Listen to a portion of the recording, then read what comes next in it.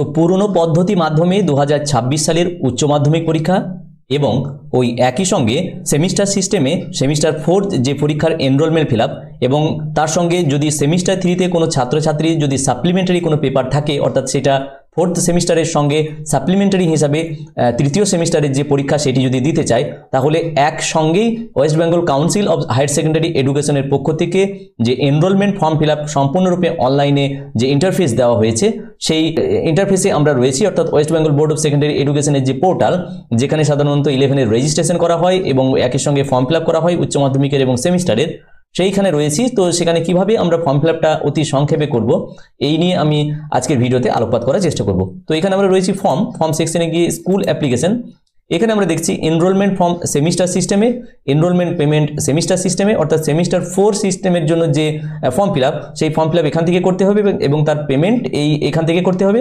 এবং একই সঙ্গে যদি এনরোলমেন্ট ওল্ড সিলেবাস অনুসারে 2026 সালের উচ্চ মাধ্যমিক পরীক্ষার কোনো ছাত্রছাত্রী এনরোলমেন্ট ফিল আপ করে, তাহলে কিন্তু এখান থেকে করতে হবে এবং তার পেমেন্ট এখান থেকে করতে হবে। তো পরপর এই অংশগুলো রয়েছে, আমি অতি সংক্ষেপে একটু আলোকপাত করার চেষ্টা করছি। তো এনরোলমেন্ট ফর্ম সেমিস্টার, এখানে সেশন সিলেক্ট করে নিতে হবে। 2025-26 সেশন সিলেক্ট করা হলো।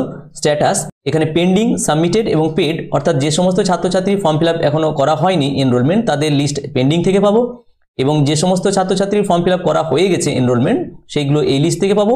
এবং যাদের পেড করে দেওয়া হয়েছে, অর্থাৎ কিছু ছাত্রছাত্রী আংশিকভাবে তার টাকা পেড করা হয়েছে এনরোলমেন্টে, সেই লিস্ট এখান থেকে পাবো। তো এখনো পর্যন্ত ছাত্রছাত্রীদের যেহেতু এনরোলমেন্ট করা হয়নি, পেন্ডিংয়ে গিয়ে এখানে সংখ্যাটাকে একটু বাড়িয়ে নিয়ে আমরা সার্চে যাব। তাহলে এই সংশ্লিষ্ট বিদ্যালয়ের যেটার ইন্টারফেসে আমি রয়েছি, সেই বিদ্যালয়ের যে সমস্ত ছাত্রছাত্রী সেমিস্টার সিস্টেমে সেমিস্টার 4-এর যে এনরোলমেন্ট ফর্ম ফিল আপে যোগ্য, সেই ছাত্রছাত্রীদের নাম কিন্তু এখানে চলে এসেছে। এবং বাঁদিকে একটা নীল বাটন আছে যেখানে এনরোল নাও, এইটাতে ক্লিক করলে তার যে ফর্ম, সেই ফর্মটি অর্থাৎ এনরোলমেন্ট ফর্ম 2026 সালে যেটা সেমিস্টার 4-এর জন্য দেবে, সেই ফর্মটি কিন্তু এখানে খুলে আসবে। এবং যেহেতু সাবমিট এখনো করা হয়নি, তাই স্ট্যাটাস এখনো পর্যন্ত এখানে পেন্ডিং দেখাচ্ছে। তো প্রথমেই আমি আসছি এনরোল নাও। তো এখানে আমরা দেখছি যে এই স্টুডেন্টের সমস্ত ডিটেল কিন্তু আমাদের বেরিয়ে গেছে। এখানে name of the candidate, gender, এখানে সন অবলিক ডটার অর্থাৎ ফাদার্স নেম এখানে রয়েছে, registration number, registration year, citizenship, Aadhaar number এখানে রয়েছে, মোবাইল নাম্বার রয়েছে। এবার এখানে বলা হচ্ছে এনরোল ফর, অর্থাৎ কিসের জন্য এনরোল করতে চাইছে, এখানে সেমিস্টার 4 রেগুলার সিস্টেমের জন্য সে করতে চাইছে, এটা অটোমেটিকলি টিক এখানে হয়ে আছে। পার্সেন্টেজ এখানে দিতে বলা হচ্ছে, তো এখানে একটা পার্সেন্টেজ দিয়ে দেওয়া হবে, হয়তো 72% দেওয়া হলো, তো 72% দিয়ে এবার রিমার্ক যদি কিছু না থাকে তাহলে সেখানে নীল লিখে, তো সরাসরি নিচে যদি আমরা একটু আসি তাহলে এখানে দেখবো ওই ছাত্র বা ছাত্রীর এখানে কিন্তু ছবিটা রয়েছে, প্রোফাইল ক্যান্ডিডেট যে ফটো, সেই ফটোটা এখানে রয়েছে এবং তার যে সিগনেচার এখানে রয়েছে। এখানে বলা হচ্ছে if the photograph or signature is changed, অর্থাৎ ফটোগ্রাফ এবং সিগনেচার যদি আমরা চেঞ্জ করতে চাই, তাহলে রেজিস্ট্রেশন সার্টিফিকেট মাস্ট বি রিপ্রিন্টেড। তাহলে তার যে রেজিস্ট্রেশন সার্টিফিকেট প্রিন্ট করা হয়েছিল, সেই রেজিস্ট্রেশন সার্টিফিকেটের অপশন থেকে এখান থেকে মেনু বারে গিয়ে সেই অপশন থেকে কিন্তু আবার তার রেজিস্ট্রেশন সার্টিফিকেট রিপ্রিন্ট করতে হবে, অর্থাৎ সেখানে তার ওই ছাত্র বা ছাত্রীর যে ফটো, সেই ফটো কিন্তু চেঞ্জ হয়ে যাবে এবং তার সিগনেচার এখানে চেঞ্জ হয়ে যাবে। তো এখানে একটা টিক মারার বিষয় রয়েছে, সেটা টিক করে দিয়ে এখানে সেভ করতে হবে। এখানে টিক মেরে বলা হচ্ছে যে সেমিস্টার 3-র অল কম্পালসারি সাবজেক্টগুলোতে সে পাস করেছে, কিংবা তার যদি সাপ্লিমেন্টারি যদি থাকে তাহলে সেই সাপ্লিমেন্টারি পরীক্ষা দিয়ে সে পাস করেছে, সেটা ডিক্লারেশনে দেওয়া হচ্ছে। এবং এখানে বলা হচ্ছে যে এর যে 9 রুল, অর্থাৎ এক্সামিনেশন এর যে কাউন্সিলের যে এক্সামিনেশন রুল 2024-এর 9 রুল, সেই 9 রুল এখানে বলছে বেনিফিটটি অ্যাপ্লিকেবল হবে না, এটা বলার পর এখানে সেভ দিতে হবে। সেভ দেওয়ার পর এই ছাত্র বা ছাত্রীর এনরোলমেন্ট কমপ্লিট হবে। তো আবার পূর্বের পেজে ফিরে এসেছি। এখানে আরেক ধরনের বিশেষ এক ধরনের বিষয় আমি দেখানোর চেষ্টা করব। তো ধরে নিচ্ছি এই ছাত্র বা ছাত্রীর এনরোলমেন্ট আমি ফিল আপ করার জন্য এসেছি। তো এখানে ওই ছাত্র বা ছাত্রীর যে পার্টিকুলার্স, সেই পার্টিকুলার্স এখানে এসেছে, তার আধার নাম্বার, মোবাইল নাম্বার এবং যে সমস্ত সাবজেক্টগুলো রয়েছে এবং তার যে ডিটেলস, পার্সোনাল ডিটেলস, এগুলো এখানে রয়েছে। এখানে এসে আমরা দেখছি enrol for semester 3 supply, semester 4 regular. তো এই ছাত্র বা ছাত্রীর সেমিস্টার 3 সাবজেক্টে তার সাপ্লিমেন্টারি এসেছে, এখানে দেখা যাচ্ছে হিস্ট্রি সাবজেক্টে তার সাপ্লিমেন্টারি এসেছে, অর্থাৎ এই ছাত্র বা ছাত্রীকে কিন্তু সুযোগ দেওয়া হচ্ছে যে তাকে সেমিস্টার 3 যে সাপ্লিমেন্টারি হিস্ট্রি পেপারটি তাকে কমপ্লিট করে আসতে হবে, তারপর এসে কিন্তু সে সেমিস্টার 4-এ বসতে পারবে। অর্থাৎ সেমিস্টার 4-এ ঠিক একই রকম যেভাবে অন্য সেন্টারে গিয়ে পরীক্ষা দেয়, সেমিস্টার 3 যে সাপ্লিমেন্টারি সেখানেও হয়তো সেই একই রকমভাবে একই সিস্টেমে একই পদ্ধতিতে হয়তো তাকে সেমিস্টার 3 এই হিস্ট্রি পেপারটি কিন্তু তাকে কমপ্লিট করে আসতে হবে। তাহলে এই ছাত্রছাত্রীর ক্ষেত্রে কিন্তু এনরোল ফর সেমিস্টার 3 সাপ্লিমেন্টারি আর সেমিস্টার 4 রেগুলার দুটো বক্সেই কিন্তু ক্লিক করতে হবে। যখনই কিন্তু সেমিস্টার 4 এ ক্লিক করা হবে তখন সঙ্গে সঙ্গে এখানে কিন্তু তার পার্সেন্টেজ কিন্তু এখানে ভেসে উঠবে এবং তার percentage of attendance in class 12 কিন্তু এখানে দিয়ে দিতে হবে। তো আমি দিচ্ছি 73%, 73 দেওয়ার পর রিমার্কস এখানে কিছু না থাকলে নীল, এবং একই রকমভাবে নিচে যদি আমরা আসি তাহলে তার যদি সিগনেচার এবং তার ছবি যেগুলো যদি আমরা চেঞ্জ করতে না চাই তাহলে একই অবস্থায় থাকবে, আর যদি চেঞ্জ করতে চাই তাহলে এখানে কিন্তু চুজ ফাইল রয়েছে, সেই চুজ ফাইল করার পর নতুন ছবি এখানে এবং নতুন সিগনেচার দেওয়া যাবে। এবং এখানে একই রকম কথা বলা আছে, যদি চেঞ্জ করতে চাই তাহলে রেজিস্ট্রেশন সার্টিফিকেটকে আবার রিপ্রিন্ট করতে হবে। নিচে এখানে বক্স, এখানে সেভ দিলে এই ছাত্রছাত্রীর কিন্তু সেমিস্টার 3 সাপ্লিমেন্টারি হিস্ট্রি যে পেপারটি ছিল সেটার জন্য এনরোলমেন্ট এবং পাশাপাশি তার যে রেগুলার সেমিস্টার 4 এর এনরোলমেন্ট দুটি কিন্তু একসঙ্গে কমপ্লিট হবে। আমরা আবার আগের পেজে ফিরে যাচ্ছি এবং আরেকটি বিশেষ কেস দেখানোর চেষ্টা করছি। তো আমরা ধরে নিচ্ছি এই স্টুডেন্টের আবার ফর্ম ফিল আপ করার জন্য আমরা এনরোল নাও এখানে গেলাম।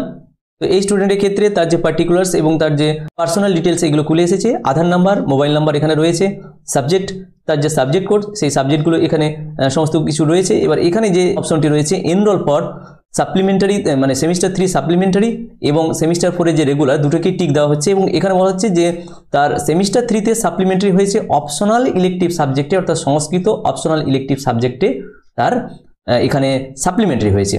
এবার বলা হচ্ছে যে অপশনাল ইলেকটিভ বাদে বাকি যে কম্পালসারি ইলেকটিভ সাবজেক্টগুলোতে সে পাস করেছে, তাহলে কি এই ছাত্র বা ছাত্রী তাকে একটি সুযোগ দেওয়া হচ্ছে যে ইয়েস নো এখানে will you appear for optional elective, অর্থাৎ অপশনাল ইলেকটিভ সাবজেক্টে ও কি আর চাইছে যে আমি পরীক্ষা আবার দেব, দিয়ে ওই অপশনাল ইলেকটিভ সাবজেক্টটিকে আমি আবার সেমিস্টার 3 সাপ্লিমেন্টারি হিসাবে কমপ্লিট করে আসবো, সে কি চাইছে?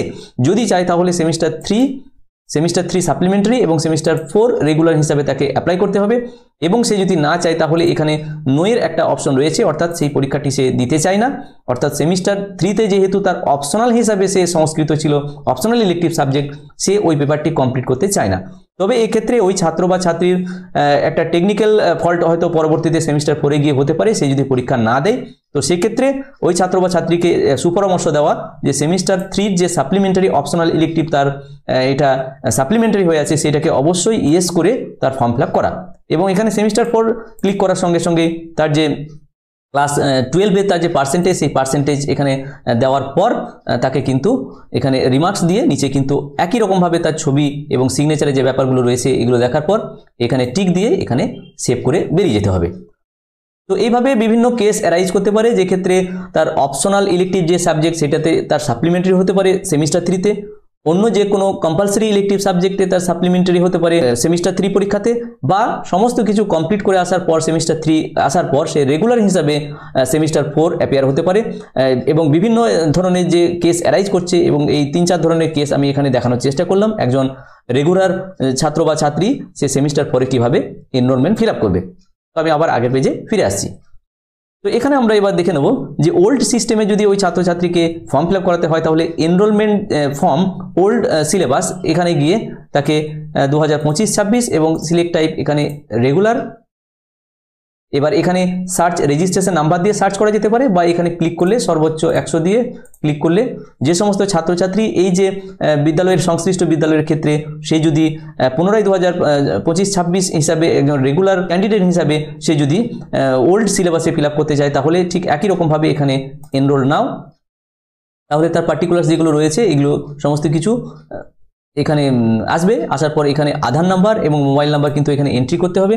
সুতরাং এখানে আধার নাম্বার এবং মোবাইল নাম্বার দেওয়ার পরে নিচে এখানে বলা হচ্ছে do you want to interchange optional elective with compulsory elective, যে অপশনাল ইলেকটিভের সঙ্গে যদি কম্পালসারি ইলেকটিভ সে যদি চেঞ্জ করতে চায় তাহলে এখান থেকে এসে নো চেঞ্জ এবং ইলেকটিভ সাবজেক্ট চেঞ্জের এখানে বিষয়গুলি দেবে। তো এখানে কম্পালসারি ইলেকটিভ যে সাবজেক্টগুলো রয়েছে সেই সাবজেক্টগুলো ওর থাকবে এবং বলা হচ্ছে চেঞ্জ ইলেকটিভ, কি ইলেকটিভ সাবজেক্ট ও চেঞ্জ করতে চাইছে সেটার সঙ্গে এখানে টিক মারতে বলা হচ্ছে। তো এখানে অপশনাল ইলেকটিভ চেঞ্জ যদি করতে চাই এখানে রয়েছে হিস্ট্রি, দেখা গেল সে ফিলোজফি চাইছে, তাহলে দেখা গেল এখানে ফিলোজফির সঙ্গে সঙ্গে অপশনাল ইলেকটিভ ফিলোজফি হলো। ঠিক এরকমভাবে তার ইন্টারচেঞ্জ করতে চাইছে। আর যদি ইন্টারচেঞ্জ করতে না চায়, তার যা আছে সেটা যদি থাকে তাহলে এখানে গিয়ে আবার নো চেঞ্জ, আবার পুনরায় আগের পেজটি ফিরে এলো। এখানে পার্সেন্টেজ দিয়ে দেওয়া হবে, পার্সেন্টেজ দেওয়ার পর এখানে রিমার্কস নীল এবং ক্যান্ডিডেট ফটো এবং তার সিগনেচার এখানে ফাইল চুজ করার পর তার ফটো এবং তার সিগনেচার এখানে আপলোড করতে হবে, তারপর এখানে সেভ। তো তো এইভাবে ওল্ড সিস্টেমে তার ফর্ম ফিল আপটি কমপ্লিট হবে। এবার ওই ছাত্র বা ছাত্রী যদি ওল্ড সিলেবাসে কন্টিনিউইং বা স্পেশাল ছাত্রছাত্রী হয় তাহলে সেক্ষেত্রেও ওই একই রকমভাবে কন্টিনিউ দেওয়ার পর এখানে 100 হাইস্ট লিমিট দেওয়ার পর এখানে সার্চ যদি করা হয় তাহলে ওই সংশ্লিষ্ট বিদ্যালয়ের ক্ষেত্রে যে সমস্ত ছাত্রছাত্রীরা ওল্ড সিস্টেমে 2026 সালে উচ্চ মাধ্যমিক একজন কন্টিনিউইং স্টুডেন্ট হিসেবে দিতে চায় তাদের নামও কিন্তু এখানে চলে এসেছে। একই রকমভাবে এনরোল নাও গেলে এখানে পার্টিকুলার্সগুলো তার ভেসে উঠবে। নিচে যদি আসি তাহলে আধার নাম্বার, মোবাইল নাম্বার এখানে ইনবিল্ট হয়েই আছে। নিচে সাবজেক্টগুলো রয়েছে, রিমার্কস এবং ক্যান্ডিডেট ফটো এবং তার যে সিগনেচার, এগুলোকে আপলোড করার পর কিন্তু এখানে সেভ দিতে হবে। ঠিক এরকমভাবে তার কিন্তু ফর্ম ফিল আপটি কমপ্লিট হবে। সুতরাং এই ছোট্ট ভিডিওটির মাধ্যমে আমি দেখানোর চেষ্টা করলাম কিভাবে West Bengal Council of Higher Secondary এডুকেশনের পক্ষ থেকে যে ইন্টারফেস দেওয়া হয়েছে, যেখানে সেমিস্টার 3-তে সাপ্লিমেন্টারি যদি থাকে তাহলে বিভিন্ন কেস যদি অ্যারাইজ করে এবং ওই একই সঙ্গে সেমিস্টার 4-এ যদি রেগুলার হিসাবে সে এনরোলমেন্ট ফিল আপ করে এবং পাশাপাশি 2026 সালে ওল্ড সিলেবাস অনুসারে যদি রেগুলার বা কন্টিনিউইং বা স্পেশাল ক্যান্ডিডেট থাকে তার কিভাবে এনরোলমেন্ট ফিল আপ করবে, আমি ছোট্ট এই ভিডিওটির মাধ্যমে সংক্ষেপে আলোকপাত করার চেষ্টা করলাম। আশা করি ভিডিওটি আপনাদের কাজে লাগবে। ভালো লাগলে অবশ্যই ভিডিও লাইক করবেন এবং চ্যানেলে সাবস্ক্রাইব না থাকলে অবশ্যই চ্যানেলটি সাবস্ক্রাইব করে রাখবেন। প্রত্যেকে ভালো থাকুন, সুস্থ থাকুন। ধন্যবাদ।